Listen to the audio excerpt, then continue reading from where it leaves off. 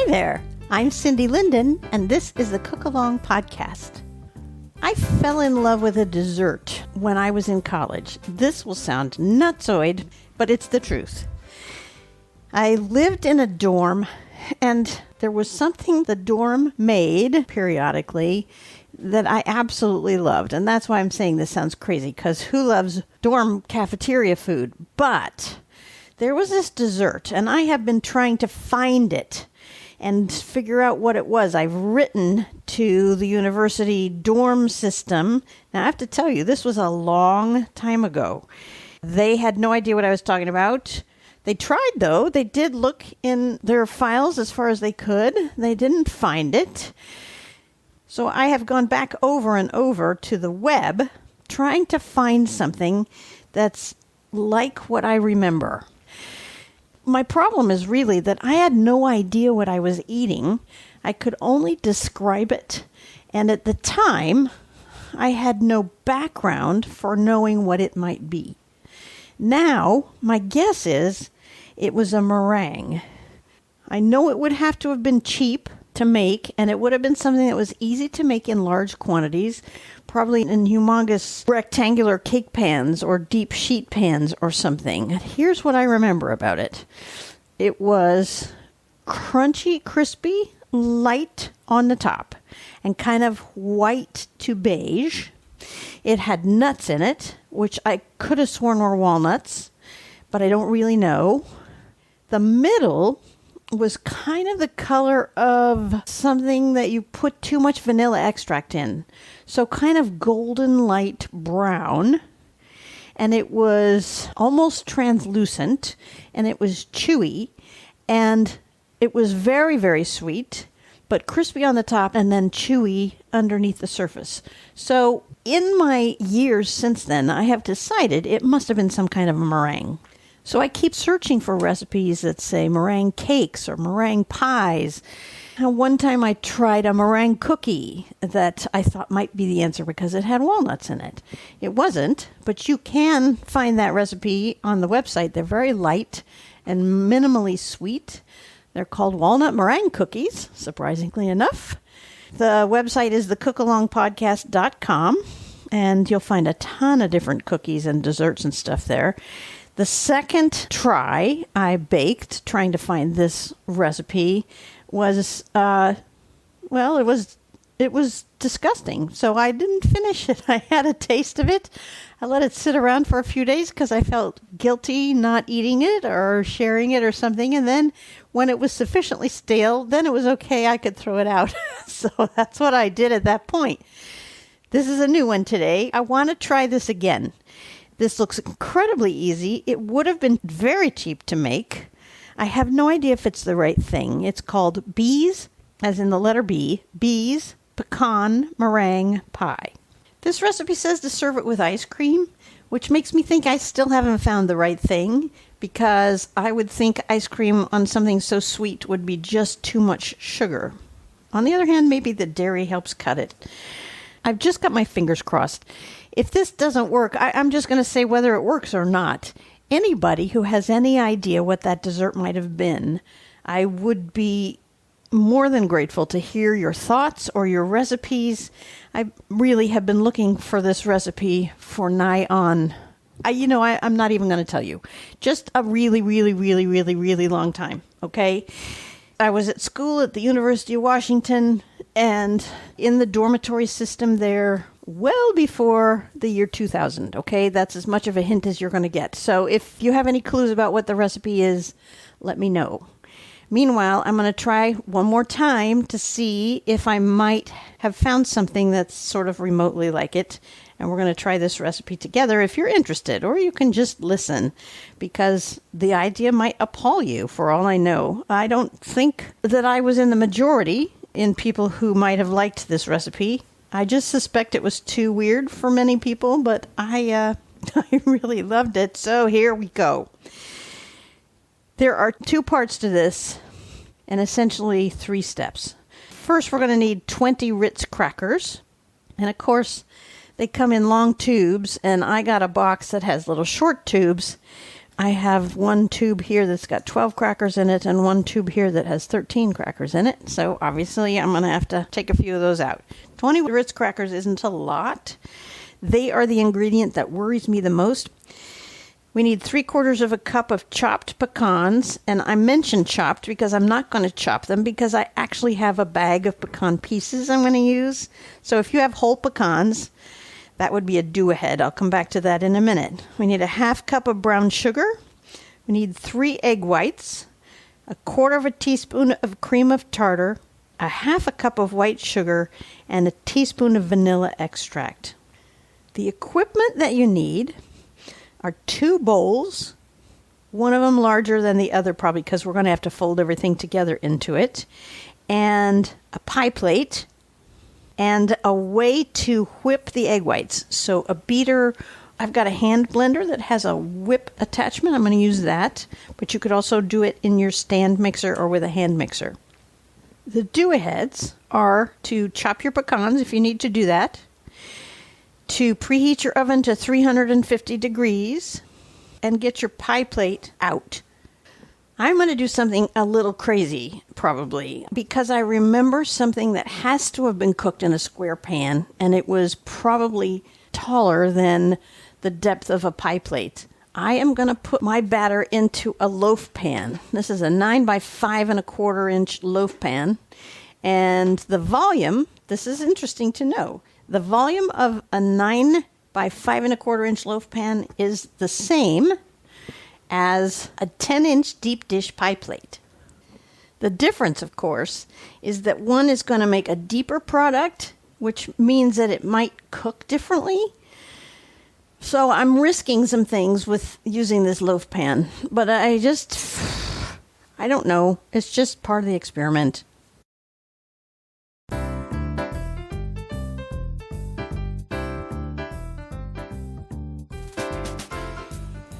The first step is to take care of what could be a do-ahead, actually, which is crushing those Ritz crackers. I am going to put my 20 Ritz crackers into a quart-sized Ziploc bag.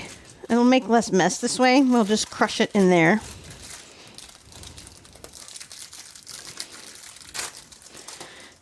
$12 for my first pack and $8 for my second.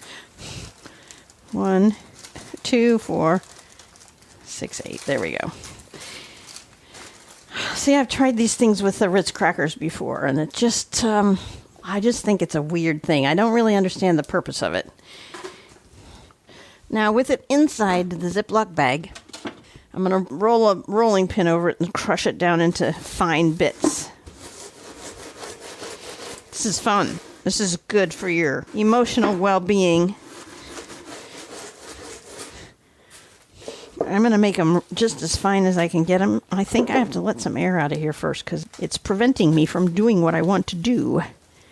There we go. All right, now I want them very fine because I don't want anything resembling Ritz crackers in my dessert. All right, it seems like a pretty fine powder. That goes into the first bowl. Just empty the bag right in there. And then the chopped pecans. 3/4 of a cup of those. These are about the size of pencil erasers. If I had been chopping my own, I would have made them finer than that. I probably would have gotten pretty close to a powder with those too, because that's what my nut chopper does. Okay, and then a 1/2 cup of brown sugar, and I am just using the same 1/4 cup measure that I used for the nuts, because why dirty a 1/2 cup measure when I can put in 2 1/4 cup measures? Okay, now we just mix that up. This is such an easy looking thing. I mean, we really don't do very much of anything. Okay, that brown sugar kind of hides the Ritz crackers. I feel better. You can't tell they're in there. Now we need the second bowl. And for this, I'm going to get my cream of tartar out now because sometimes I have trouble finding it.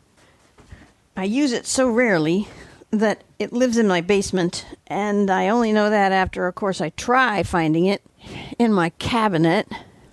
It's not with my standard spices either. I keep this in a very special place. There we go. I keep it with my extracts that I haven't opened yet. I don't know what to say. It seems like a bizarre place to put it, but I guess it's a baking thing.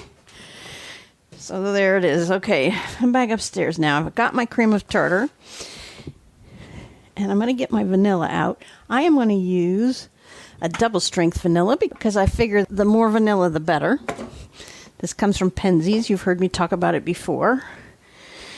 If you'd like me to send you a jar of it, this stuff is really expensive. Excuse me, it's a bottle. Send me an email, Cindy at the Cook Along Podcast, and say, I would sure love a bottle of Pecans pure double strength vanilla extract. The first 3 people who do that, I'm going to send you a bottle. Now, into the second bowl, we're going to put just the egg whites, not whole eggs. So you have 3 eggs in front of you, and we're going to do them one at a time. We're not going to use an egg separator. We're going to do it with our hands. You're going to just do what I say. But listen first. You're going to crack the egg. Then you're going to gently open it with your thumbs. And then you're going to separate the halves of the egg so that you have half of that shell face up in both hands, and one half will have the yolk in it. Here we go. That was the smack on the counter. Separating the egg, you have to kind of do this up and downy direction so that the egg doesn't fall in. But the egg white is already dripping. You'll probably notice that. And then a big clump of it comes out. And now, what we have in our hands is, in my left hand at least, I have half of an eggshell with an egg yolk in it, surrounded by a little white. And in my right hand, I have half an empty eggshell. So I'm dumping out the extra white from there, and then I'm tipping the egg yolk from the other side into the empty half and making sure the egg white is out of the empty half. And now I'm putting 2 fingers, like jail bars, over the top of the half with the egg yolk in it to keep the yolk in, and I am tipping the whole egg kind of sideways / upside down to get the rest of the white out of there. We want to do this without, hopefully, breaking the yolk. Now, I should have told you, you're going to have a little bowl or something to put the yolk in. We can't use it here, which makes me very sad because it's very hard to use just a yolk of an egg. But that's how it's going to be, and it's going to be that way for 3 eggs. So do that again. Uppy downy direction. Open it up. Let the white fall off. Tip the yolk into the other side. Let more white fall off. If you need to, tip the yolk back into the first side. Let more white fall off. And then do the jailhouse wall with your first 2 fingers. And tip the half with the egg in it upside down so the rest of the white drips out. And you may have to encourage it by pulling on that white a little bit. Hopefully not. And then the yolk goes in the little bowl. Egg number 3. Smack it on the counter. Turn it in the long top to bottom direction and split it in half. Let the egg white roll off. Tip the yolk into the other half. Dump out the white. Make the little cage with your fingers and dump the rest of the white out. Now, we have 3 egg whites in the large bowl in front of us, and we have 3 egg yolks that we don't know what we're going to do with in a small bowl. Those can be added to scrambled eggs, or perhaps to a quiche, or an omelet. It's a little hard to know how to use them, but don't throw them out until... Oh, it's kind of like what I told you before. If it sits around long enough, then it gets old enough that you don't feel bad throwing it out. That's a terrible way to do this, but it is what I do. Just put a little plastic over the bowl until you figure out what to do with them. Maybe I'm having scrambled eggs for dinner. Now, into those egg whites goes 1/4 teaspoon of the cream of tartar. This helps them stiffen into a meringue. It doesn't take a lot. You'll get fluffy egg whites, but not a meringue if you don't put that in. And now we're going to just beat that. So it goes on your mixer, or you need your mixer out, or like I said, I'm using an immersion blender. And we're going to just beat it until stiff peaks form. That means that when you pick your beater blade up out of there, it leaves a little mountain behind it. A pretty stiff, reliable mountain. It doesn't fold over and it doesn't sink back down.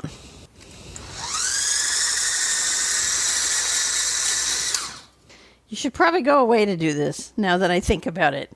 Come on back when you have those stiff peaks I described. I should say to be sure you turn your mixer attachment off before you try to test for peaks. And when they are really done, they'll be stiff and super white and shiny, and they won't have any curlies that flop over.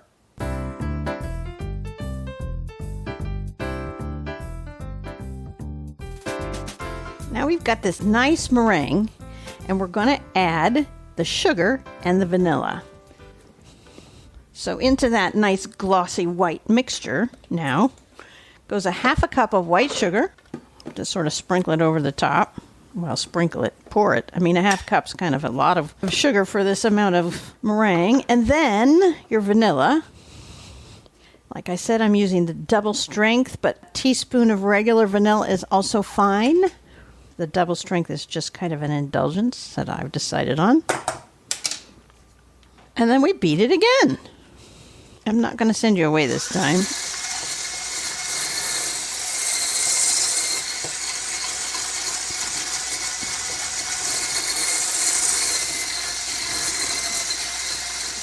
Because we're just getting it to where it's combined. Now that is a gorgeous color. That is the right color. That's the color I remember. Oh my goodness.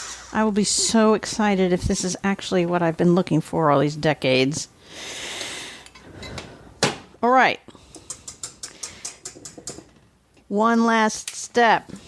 Now we take the first mixture that we've got, you know, the Ritz crackers and brown sugar and nuts, and pour that on the top.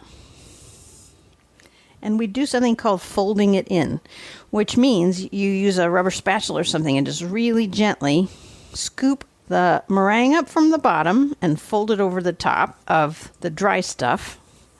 And just keep doing that. Scoop around the side, down at the bottom, and then up over the top. So that brings the meringue up to the top and sends the crumbly stuff into the middle. Actually, not the bottom, but into the middle. Folding really just means stir it very gently because we don't want to deflate the meringue. But you want to be sure you get everything mixed in together and moistened, right? So we don't want dry patches of Ritz crackers. Ugh, with brown sugar. That would be ugh. The folding technique is just a way to gently mix everything together. Now I'm noticing that some of my dry ingredients are being a little reluctant to mix in. So it's going to take a few folds, many folds. Okay, now this goes into the pie plate, or in my case, the loaf pan. And this recipe doesn't say we have to do anything. This makes me a little nervous, but it doesn't say we have to do anything to prepare the pan. I don't know why it wouldn't stick like the dickens. I can't do it. I'm going to have to I just can't. I hope this doesn't mess it up. I'm going to put a tiny spray just at the bottom of canola spray. I hope that wasn't a mistake. And then we pour the stuff into the pan. Well, it doesn't take up a lot of space. This loaf pan business might actually work out. You know, it's a definite risk to modify a recipe you've never tried before. But I so want this to look like what I remember. And that was square. Hence the square pan. That's really the only reason. It is. That's all of it. Now this goes into our preheated 350 degree oven for 20 minutes. So go away while that 20 minutes goes by, clean up your kitchen a little bit, and then come back.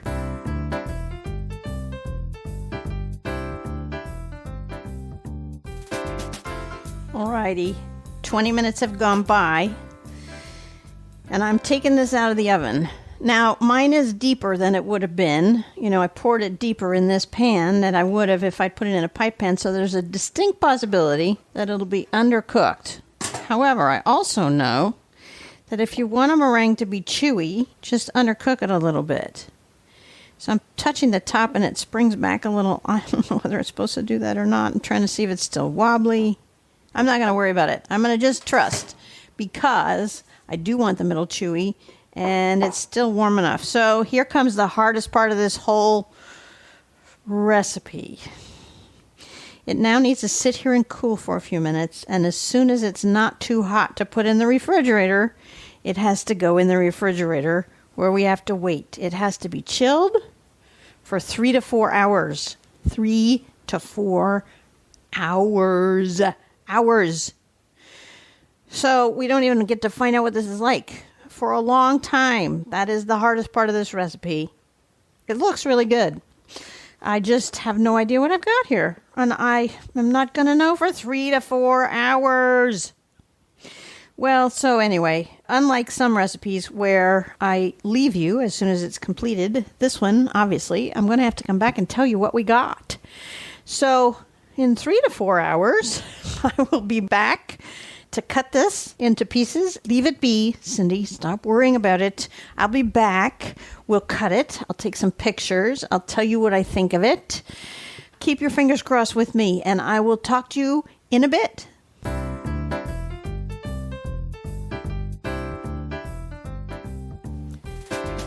It has been 2 hours and 50 minutes, and I don't want to wait anymore. I know it's supposed to be 3. It's close enough. I'm going to cut this now and see what it looks like. And see if it's stuck to the bottom. Oh, golly. Okay. It's crunchy on the top. It's soft in the middle. It's sticking a little to the sides, and I don't know how I'm going to get it out of here. Here's a spatula. Yes, I think we needed to grease the pan. Okay, oh my goodness, this is close, but I think I didn't cook it long enough. I think I needed to cook it a little bit longer because it's deeper. But it's as close as anything I've ever come. Oh, shoot. Huh. Okay, well, this falls under the category of cooking can and will go wrong. I wouldn't say it's wrong. I would say it's just a hair underdone. I would also say it looks like it might be what I'm hoping for. So here's what I ended up doing. I did 1.5 minutes on the middle power level of my microwave oven. I decided after that I really didn't know whether it would cook the rest of that meringue or it would make it even runnier because it might just sort of melt everything. So I just brought it to room temperature, got it out of the cold stage from the refrigerator, and then I stuck it back in a preheated 350-degree oven for 10 minutes. If yours was put into a pie plate, it probably was perfectly well done. It's just because I got adventurous and wanted to try squares instead of pie slices, and so I think that was the issue with mine. And it appears that 30 to 35 minutes would have been the right amount of time for my loaf pan version. So anyway, once I baked it again, of course, then I had to also cool it again. So it's way longer before I could eat it than I wanted it to be. Well, I think this is it. I think after, oh my God, I don't even want to say, after a really long time of searching, I think I finally found out what that was. This is intensely sweet, which it would be, because think about it, we put both brown sugar and white sugar in it, and not a lot else. I still don't know what the Ritz crackers do, although they probably add a little salt to make this more palatable. I like it. I do think ice cream or whipped cream with it would mellow out the intense sweetness somewhat. Give it a creamy contrast that would be nice. This is working for me. I think a lot of people might not really like it because it's too sweet. But it is what I was after. I really believe it. I finally found it. Sorry. Kind of inhaling this. It's been a long time coming. I'm going to go, and I won't make you listen to me eat it. I'll have pictures on the website, and the ingredient list, of course, is also there. Tell your friends that you like listening to the Cook Along podcast. and that you learn things here that are helpful in your kitchen. Until next time, happy cooking!